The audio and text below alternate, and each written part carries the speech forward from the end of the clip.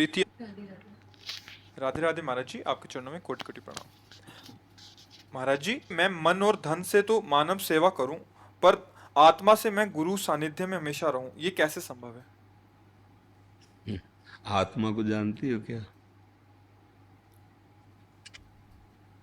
हम बात तो सानिध्य की तब करें जब हम आत्मा को जानते हैं। और गुरु को जानती हो क्या? हाँ, ना गुरु को जानती हो ना आत्मा को जानती हो, क्योंकि गुरु ही आत्मा है, आत्मा ही गुरु है, दूसरा कोई नहीं। आत्मा हरिवंश प्रगट परमानंद, श्री हरिवंश प्रमाण। जैसे हमारे आचार्य हरिवंशन, तो हमारी आत्मा भी वही है।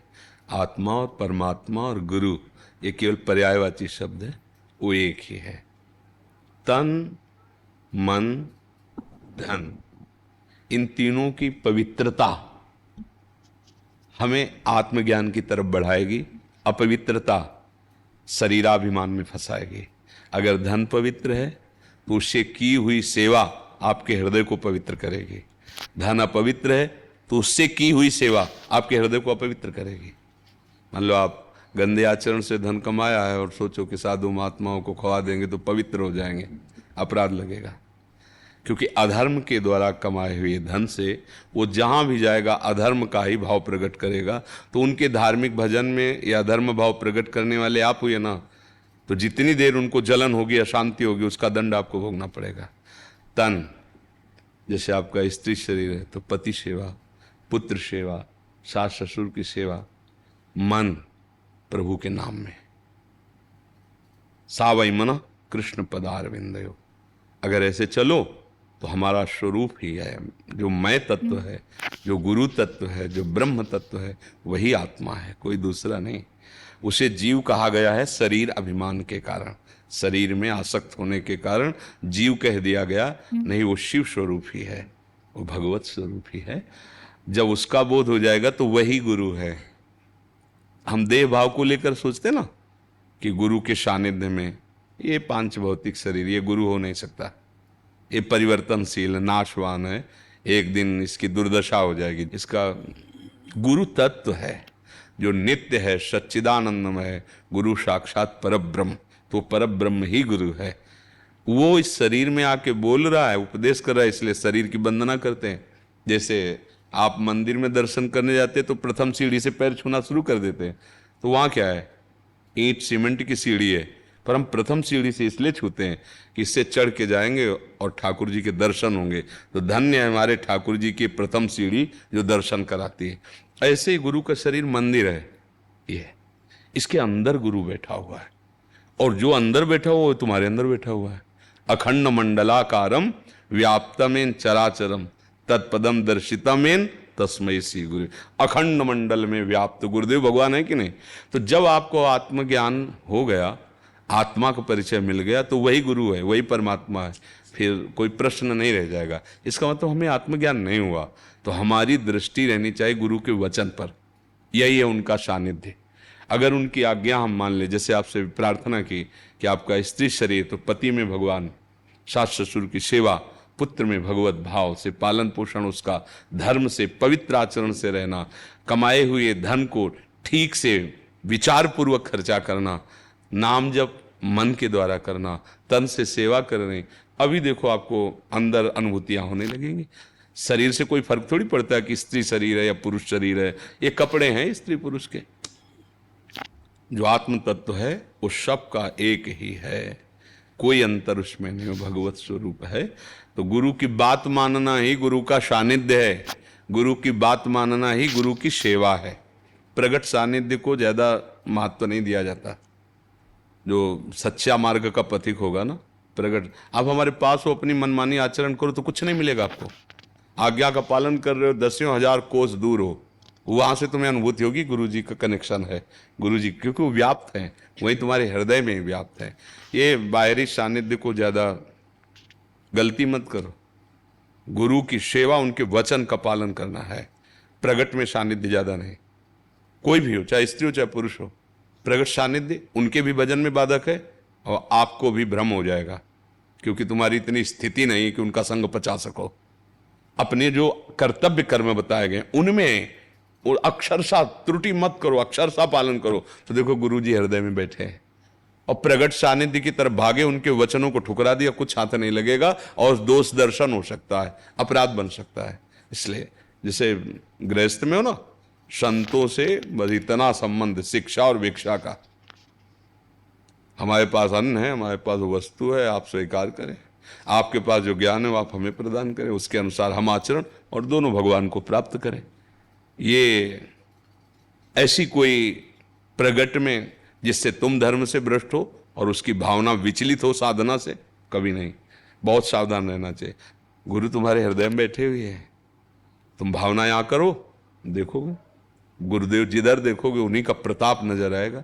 बाहरी संबंध, बाहरी संबंध, सत्संग सुनो, एकांत हो जाओ, अपने घर के काम करो, नाम जप करो। ये बिल्कुल मतलब हमारी बात समझ रहे ना, कहीं भी किसी भी संत के पास हमारी बात समझ लीजिए। या हम किसी दोष दृष्टि की बात नहीं कर रहे, अपने अपने मार्ग में चलने की, उनको अपने मार्ग में चलने दीजिए, उनका वैराग्य का मार्ग है। अगर आप ज्यादा उनको प्यार दिखावा करेंगे तो उनका चित्त कहीं भगवत चिंतन से रहित न होने लगे। इसलिए तो उन्होंने माता पिता भाई परिवार छोड़ा है। तो आपको सहयोग ये करना है कि उनका चित्त हमारा चिंतन न करने लगे, सेवा की, आज्ञा पालन की दूर, तुम्हारा मन धर्मयुक्त चले, उनका मन भगवत युक्त रहे, दोनों का काम बन जाएगा। अगर हम दोनों गलती करोगे तो फिर दोनों को दंड मिलेगा। एक न सुने एक नहीं देखा, गुरु शिष्य अंध बधिर कर लेखा, हरे शिष्य धन शोक न हरे, सो गुरु घोर नरक में परे। होश से ऐसा नहीं कि गुरु हो गए तो मनमानी हो गए तो फिर उसके लिए कानून है। आप देखते ना, राष्ट्रीय कानून और भागवतिक कानून दोनों से दंड मिलेगा, कोई भी हो। एक शिष्य मंडली के साथ गुरुजी जा रहे थे, केचुआ जानते हो, केचुआ जो माटी में होता, लाल चींटी, शास्त्रों चींटी उसे खा रही थी। तो उनका गुरुजी इसका कितना कोमल शरीर, कितना कष्ट होता होगा, ये लाल चींटी जब काटती है छत्ता पे, वो मतलब एक दाना से पड़ जाता है बहुत। तो बोले गुरुजी इसका तो बहुत कोमल शरीर है, कौन सा इसने पाप किया। वो दिव्य दृष्टि संपन्न थे। बोले गुरुजी हैं गुरुजी, और ये चेला हैं जो चींटी बने हुए हैं, इन्होंने नोचा है, अब नोच रहे हैं। अवश्य में भोक्तव्यम कृतम कर्म। गुरु शिष्य का संबंध कैसा, जैसे पवित्र अपना बच्चा हो और गुरु माँ है। तुम्हें सतमार्ग, तुम्हें सद्भाव, बस अपने मार्ग में चलो। व्यवहार का अंतराय रहना चाहिए, चिंतन का अंतराय नहीं रहना चाहिए। चिंतन उनके द्वारा दिया मंत्र और उनके मार्ग में चलो तो गुरु यहाँ बैठे नजर आएंगे, गुरु यहाँ बैठे नजर। और बाहरी व्यवहार फिर त्रुटि हो जाएगी, क्योंकि काजर की कोठरी में कैसो भी सयान हो जाए, दाग लागी है पैलागी है, पैलागी है। अति विचित्र भगवंत गति, दैवी है सा गुणमयी मम मायाद, जो ज्ञानिन कर चिता परई, बरियाई विमोह बस करे। शास्त्र की आज्ञा के अनुसार दोनों को चलना चाहिए। गुरु प्रेम का मतलब है उनके द्वारा दिए नाम मंत्र आज्ञा पर प्रेम करना। शरीर के प्रति ममता करेंगे तो कल शरीर की किडनी फेल नहीं रहेगा। आप कहोगे ना कि गुरु हमारे मर गए, तो मरण धर्मा को गुरु बनाया था क्या? गुरु तो अविनाशी होता है, फिर समझ नहीं पाएंगे। फिर होगा कि गुरु तो मर गए, हमारा क्या होगा? नहीं, गुरु पहले थे, अब हैं, आगे रहेंगे। हाँ, शरीर उनका वो तो पोशाक है, बदलते रहते हैं। गुरु तो हमारे हृदय में आके बैठ गए। जब तक तुम्हारा कल्याण नहीं होगा तुम्हारे गुरु जाने वाले नहीं। देख ले, अपने भाव से गुरु का वर्ण कर लो, उनकी आज्ञा पे चलो, तो बाहर से गुरु तो अंतर ध्यान हो जाएंगे, लेकिन अंदर बैठे गुरु तभी जाएंगे, तुम्हें लेके जाएंगे। तुम्हें पता चलेगा गुरु जी हमें संभाल रहे हैं, गुरु जी हमें पकड़े हैं, गुरु जी हमें प्रतिपल उपदेश कर रहे हैं। स्वप्न में जागृत में अनुभूति होगी। गुरु तत्व है भाई, शरीर नहीं है गुरु। ये नाशवान है, ये बिल्कुल पांच भौतिक परिवर्तनशील, इस पर महत्व नहीं रखना चाहिए। इसको हम इसलिए पूजते हैं कि इसके मंदिर में गुरुदेव बैठे हैं, इसलिए पूजते। जैसे मंदिर है ना, तो बना तो ईंट और सब सामग्री का है, लेकिन हम वहां डेहरी भी पूजते हैं क्योंकि हमारे प्रभु विराजमान है। तो लक्ष्य हमारा प्रभु है, ना कि वो ईंट पत्थर है।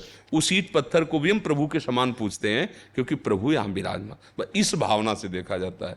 ये बाहरी व्यवहार ठीक नहीं रहता।